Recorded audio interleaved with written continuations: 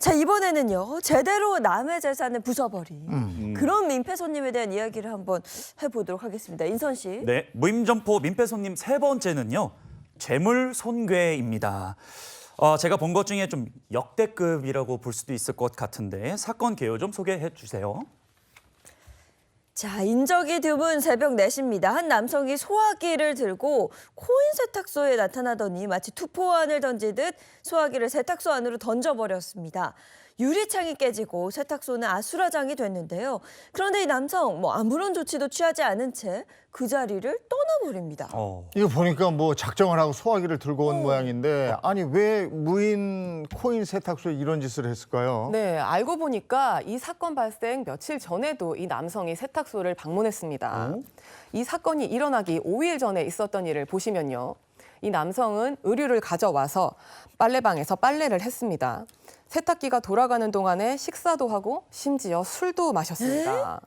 그런데 세탁이 끝나고 건조기에 옷을 넣으면서 문제가 생겼는데요.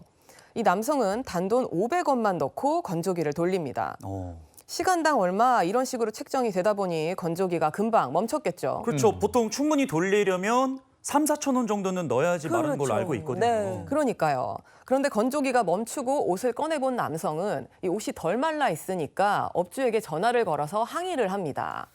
내가 500원을 넣었는데 왜 안 되냐? 그러니까 이 업주가 500원짜리 여러 개를 넣으라는 뜻이다라고 친절하게 설명을 해줍니다. 네. 그랬더니 이 남성은 빨래방을 처음 와봐서 몰라서 그랬다. 얼른 와달라라고 하면서 정중하게 전화를 마칩니다. 여기까지는 이해가 돼요. 몰라서 그랬다니까. 네. 이거 뭐 설명해줬고 이해를 했을 텐데 근데 왜 갑자기 행패를 부린 거예요? 네, 이 통화 내용만 보면 뭐 일반적이잖아요. 네. 그런데 전화를 끊자마자 이 남성의 태도가 180도 변합니다.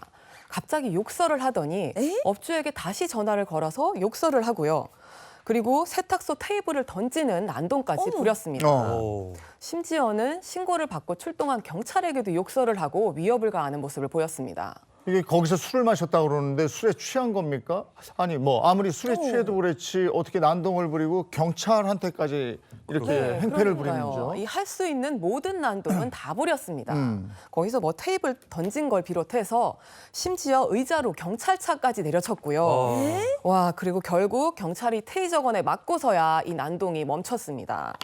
이 남성이 파손한 집기들 재산 피해 금액은 2,100여만 원이었습니다. 그래서 분에 못 이겨서 며칠 뒤에 또 나타나셔가지고 아까 보셨다시피 유리창에 소화기를 던진 거였거든요. 근데 1차 범죄를 저지르고 나서 경찰에게 제압당해서 경찰서를 갔을 거란 말이죠. 뭐 의자로 뭐 경찰차를 뭐 부수고 난리도 아니었는데 그런 일을 하고 나서 5일 뒤에 보복 범죄를 저지른다? 야, 이것도 솔직히 웃깁니다. 갔다 그냥 나왔다는 거잖아요. 오일 뒤에. 그렇죠. 체포가 됐었는데 구속이 되지 않아서 풀려났다고 합니다. 그리고 5일 뒤에 이런 범죄를 저지른 건데요. 이 남성 알고 보니 전과가 많았습니다. 2015년부터 강도상해, 특수절도 등으로 전과가 여럿 있었던 이 남성은요. 이 1차 범행 당일에는 주차된 차량을 빗자루로 내려쳐서 부수기도 했고요. 운전 중에 시비가 붙은 운전자의 상대를 폭행해서 불구속 수사 중이었습니다. 그리고 2차 범행 당일에는 오토바이 절도까지 벌였습니다. 야, 아니 이런 전과가 있는데 이런 일을 또 벌였으면 네. 위험 인물인데 경찰이 데리고 가서 이렇게 조회하면 다 나올 텐데 그냥 보냈어요. 그러니까 5일 후에 가가지고 또 이런 짓을 하잖아요. 그렇죠. 네. 물론 이 범죄가 문제이긴 한데 이 처리도 좀 문제가 있는 것 같은데 어쨌든 거기 가서 500원을 넣었어요. 그리고 이게 안 됐으면 몰랐어. 8개를 넣어야 되는데 뭐 1개만 넣었으니까 네네. 알려줬잖아요. 그렇죠. 그럼 그대로 하면 되는 건데 여기서 이런 행패를 부립니까? 그럼요. 근데 점포 사장님 입장에서 정말 마른 하늘의 날벼락인 것 같은데 사장님이 좀 안타까울 것 같습니다. 네. 근데 불구속 수사 중에 범행을 다시 이렇게 된 거잖아요. 그러면 더 엄중한 처벌이 있지 않았을까요? 네, 결과적으로는 이 특수손괴, 공용물건 손상, 폭행, 절도죄로 징역 2년이 선고됐는데요. 이 범인은 정신질환을 이유로 심신미약을 주장하면서 항소를 했습니다.